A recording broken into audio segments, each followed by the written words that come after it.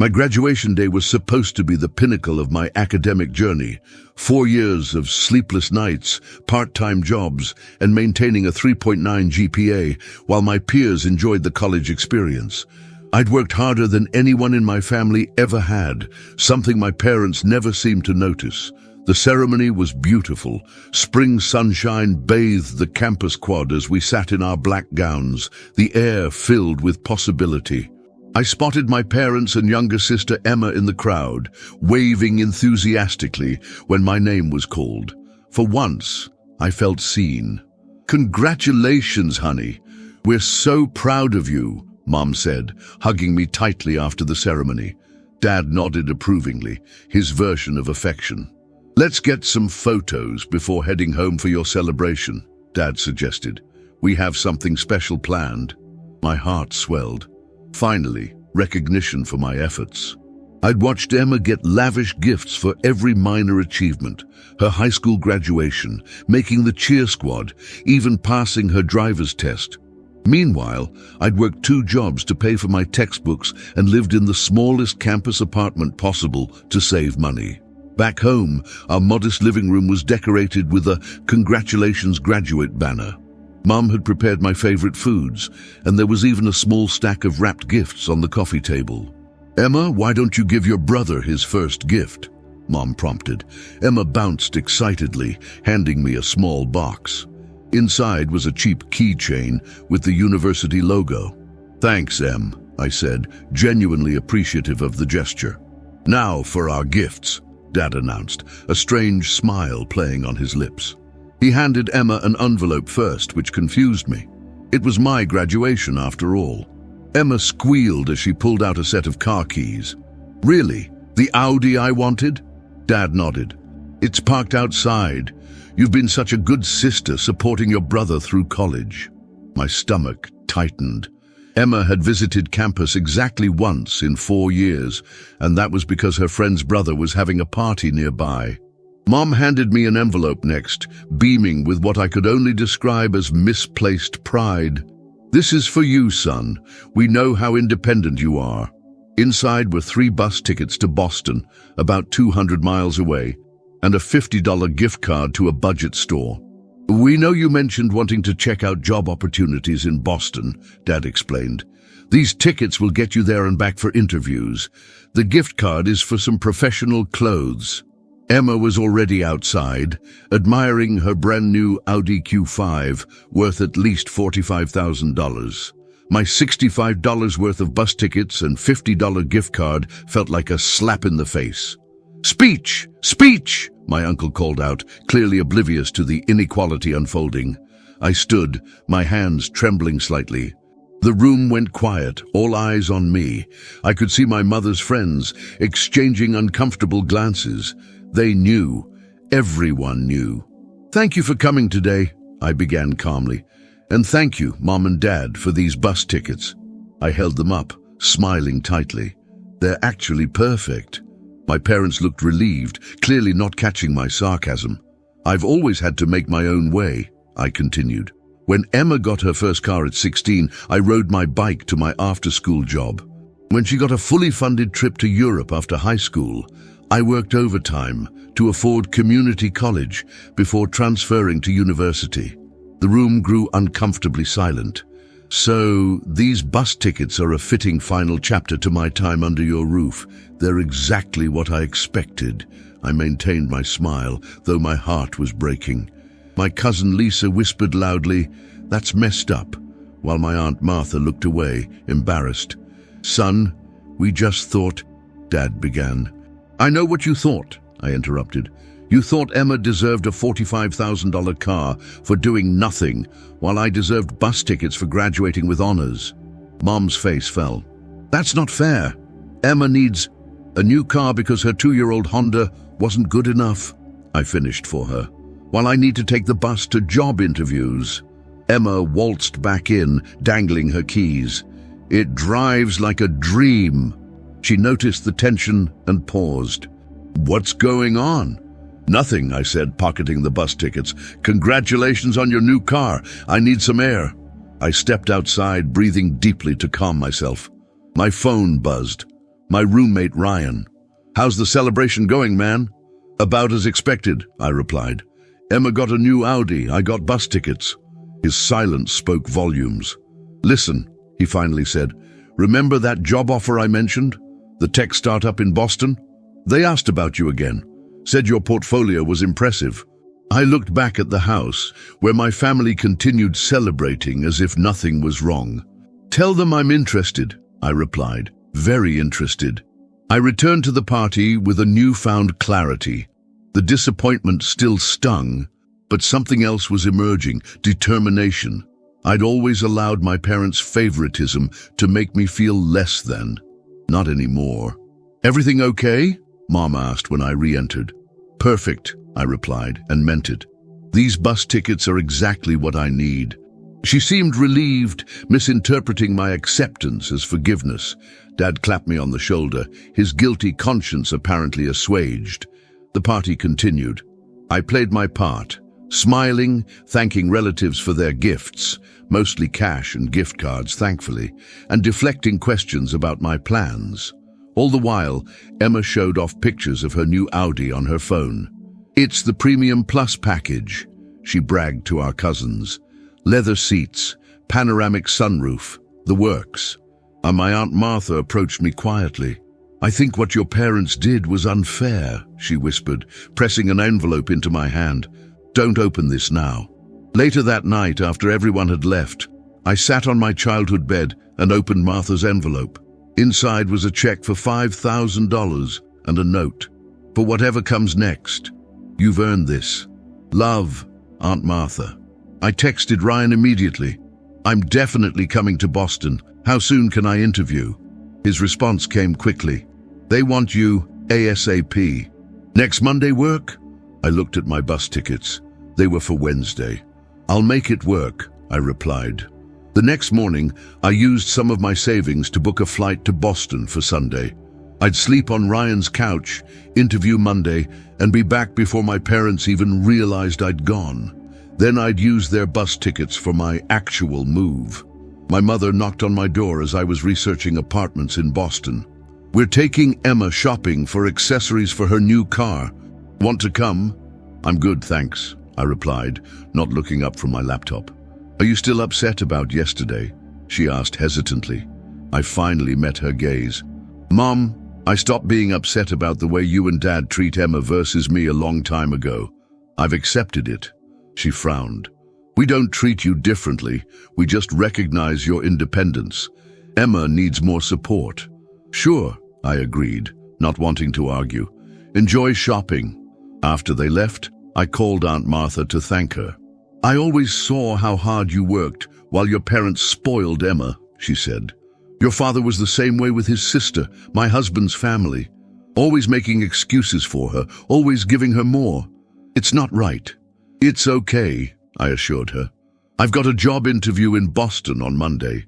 Your gift is going to help me start over." "That's wonderful," she exclaimed. "What's the job?"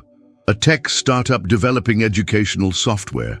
The salary is almost double what recent graduates typically make, and there's equity. Your parents should know. They'd be proud." I laughed. "They can be proud when I'm successful despite them, not because of them." Sunday came quickly. I packed a small bag with my interview suit and essentials, called a rideshare, and headed to the airport. "Going somewhere?" Dad asked, spotting me on my way out. "Just meeting some friends to celebrate graduation," I lied smoothly. "Don't wait up." Boston was everything I'd hoped. Ryan's apartment was in a vibrant neighborhood near the startup's office. He'd been working there for 6 months and had nothing but praise. "The founders are brilliant, but down to earth," he explained as we walked to a nearby restaurant. "The work-life balance is actually real, not just something they claim in job postings." "And the city?" I asked, taking in the historic buildings alongside modern developments. "Expensive, but worth it. Lots of young professionals, great food, always something happening. You'll love it." The interview Monday morning went better than I could have imagined. My portfolio of coding projects impressed them, and my eagerness to learn compensated for my limited professional experience. "When can you start?" the HR director asked at the end. 2 weeks? I suggested. Perfect. We'll email the offer letter today. Welcome to the team. I called Aunt Martha as soon as I left the building. I got it. They're offering $85,000 plus benefits and stock options. I'm so proud of you, she said, her voice thick with emotion. Will you tell your parents now? I hesitated. When I get back, I want to see their faces. I returned home Tuesday evening, slipping into the house quietly. My parents were watching TV in the living room, Emma nowhere to be seen. Where have you been? Mom demanded. We were worried. I had a job interview, I replied calmly, sitting across from them. Dad muted the TV. Where? You should have told us. In Boston. I got the position. I start in 2 weeks. Their expressions shifted from concern to surprise. Boston? But that's so far, Mom protested.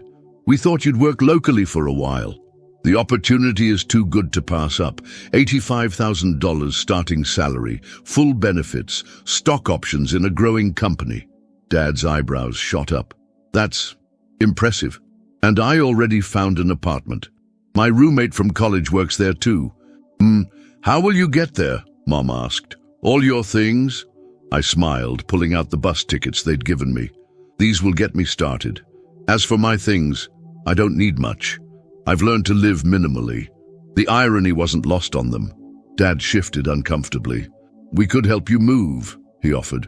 Maybe buy you some furniture for the new place. No need, I replied. I've got it covered, but thanks for the bus tickets. They're actually coming in handy. The 2 weeks before my move to Boston were filled with awkward interactions with my parents. They oscillated between pride in my achievement and guilt over their treatment of me, resulting in clumsy attempts to make amends. We could drive you to Boston instead of you taking the bus, Dad offered over breakfast 3 days after I'd announced my new job. Help you get settled. Thanks, but I've got it covered, I replied, sipping my coffee. Ryan's helping me find furniture, and the company actually offers a relocation bonus I didn't mention. Mom looked up from her phone. How much? $5,000. Dad nearly choked on his toast. That's generous for an entry-level position. They're investing in talent they want to retain, I explained. The tech industry is competitive. The truth was, there was no relocation bonus. I'd be using Aunt Martha's gift and my own savings. But I didn't want their help. Not now, when it felt like an attempt to assuage their guilt rather than genuine support. Emma breezed into the kitchen, car keys jingling in her hand. Can I borrow your credit card, Dad? I want to get custom floor mats for the Audi. He handed it over without question. Don't go crazy. I bit my tongue and focused on my coffee. So, Emma said, turning to me, Boston, huh? Isn't it super expensive? The salary compensates for the cost of living, I answered simply. Still, she persisted, you could save money living at home and working locally for a few years. That's what my friend Jessica is doing. Some of us prefer independence, I replied. Emma rolled her eyes. Independence is overrated when it means struggling to pay rent. I stood up, rinsing my empty cup. I won't be struggling. Not everyone measures success by how long they can remain dependent on their parents. Mom intervened quickly. Emma's just concerned about you being so far away. We all are. I'll be fine, I assured them, though only Aunt Martha had earned the right to that reassurance. As my departure date approached, I methodically packed my life into 2 suitcases and a backpack. Years of making do with less had taught me to be efficient with my possessions. Dad hovered in my doorway as I sorted through old textbooks. You know, son, we really are proud of you. This job, it's impressive. I nodded, not looking up. Thanks. About the graduation gifts, he continued hesitantly. We may have miscalculated. We just thought. It doesn't matter, I interrupted, finally meeting his gaze. I'm grateful for the bus tickets. They serve their purpose. He flinched at my deliberate echo of their utilitarian approach to parenting me. We never meant to make you feel less valued than Emma. And yet you did, consistently for years, I replied evenly. But it's okay. It made me self-sufficient. We could help more with Boston, he offered. Maybe contribute to your rent for the first few months.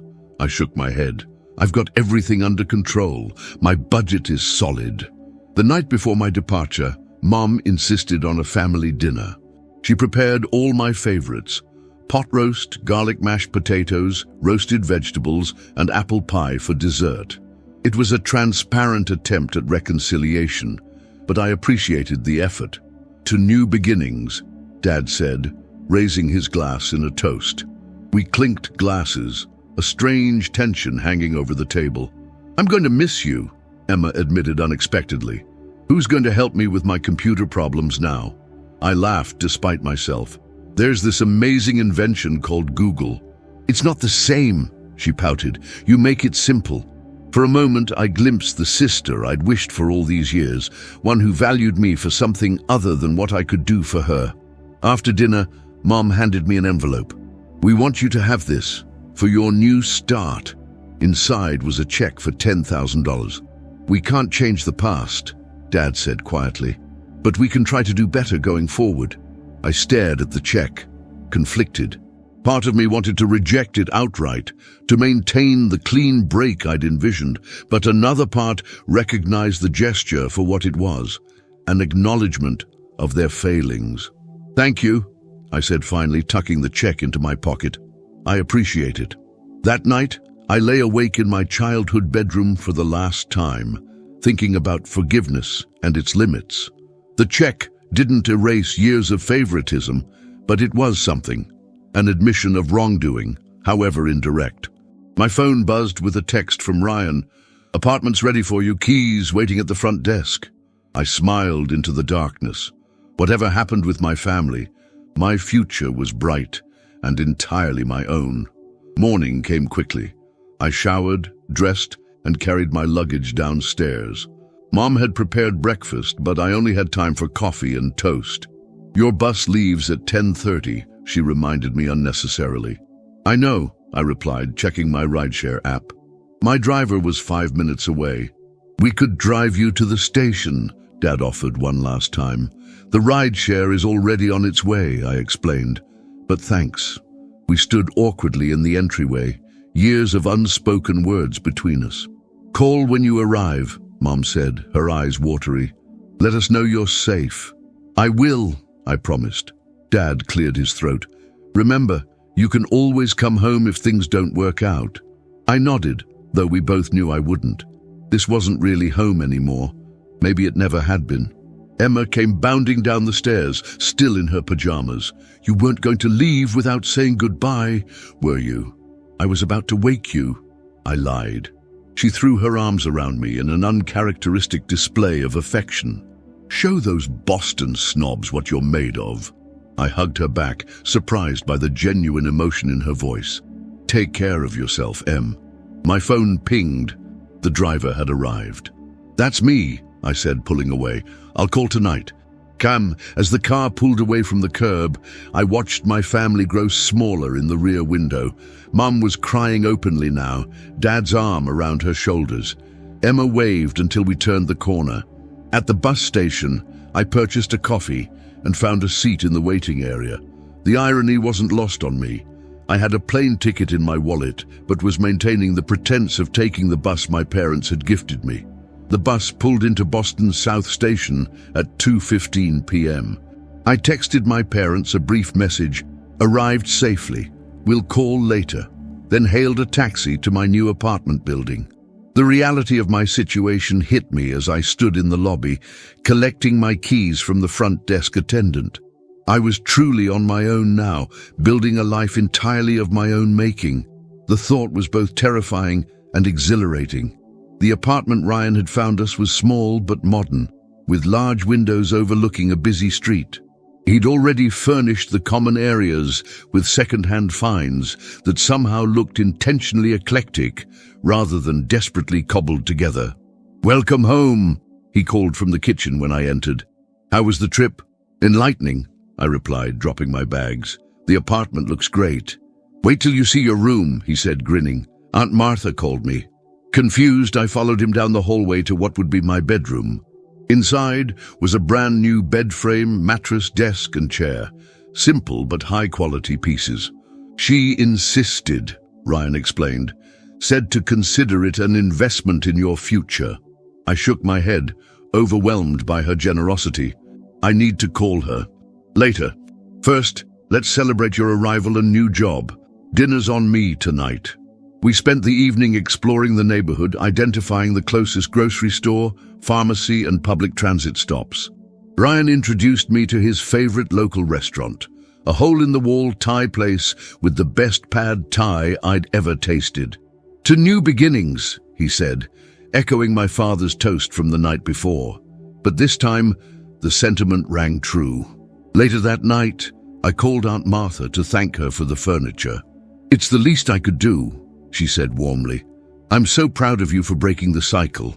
Too many people repeat their parents' mistakes or remain trapped in family dynamics that diminish them.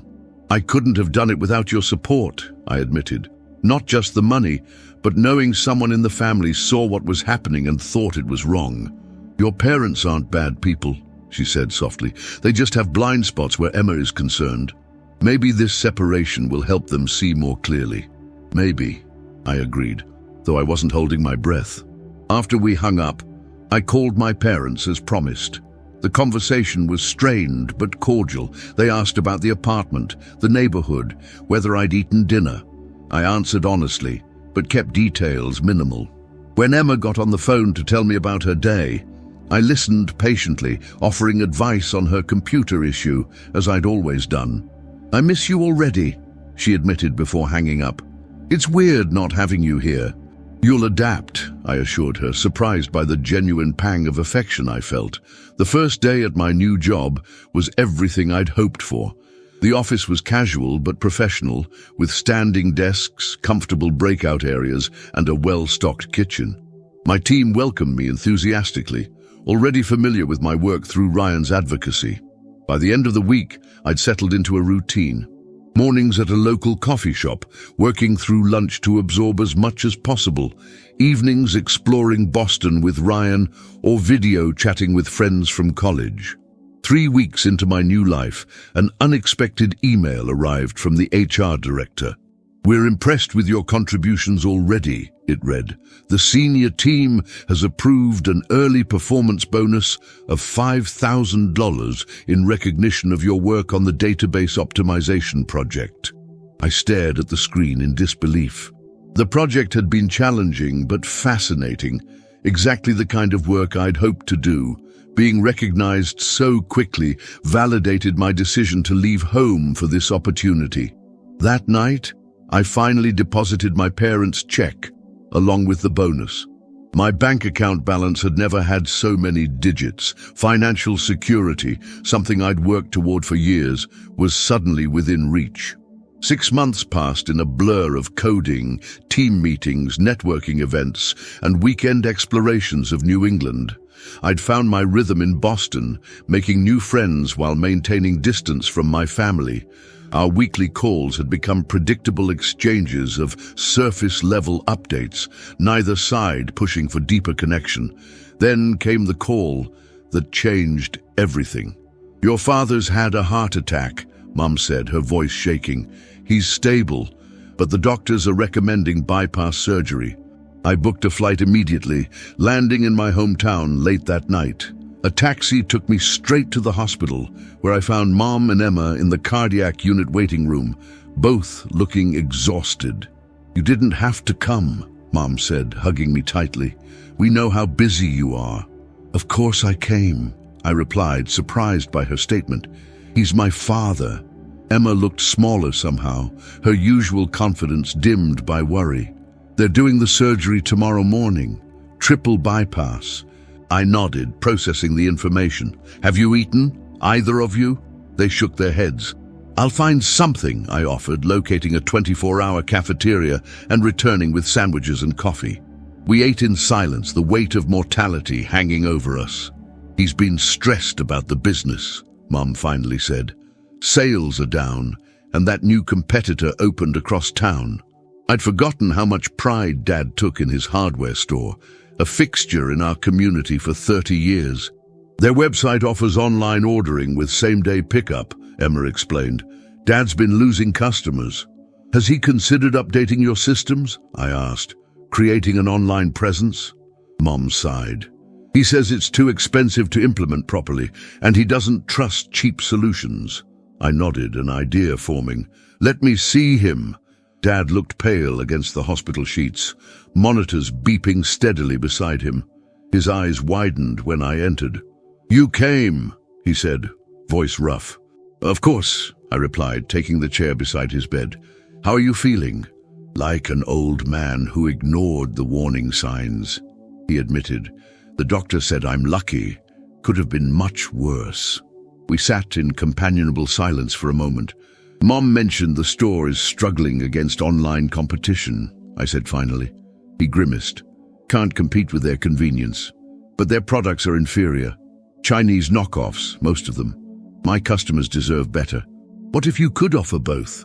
I suggested. Quality products with the convenience of online ordering? Too expensive, he dismissed. The quotes I got were outrageous, and I don't trust those build-it-yourself website platforms. I took a deep breath.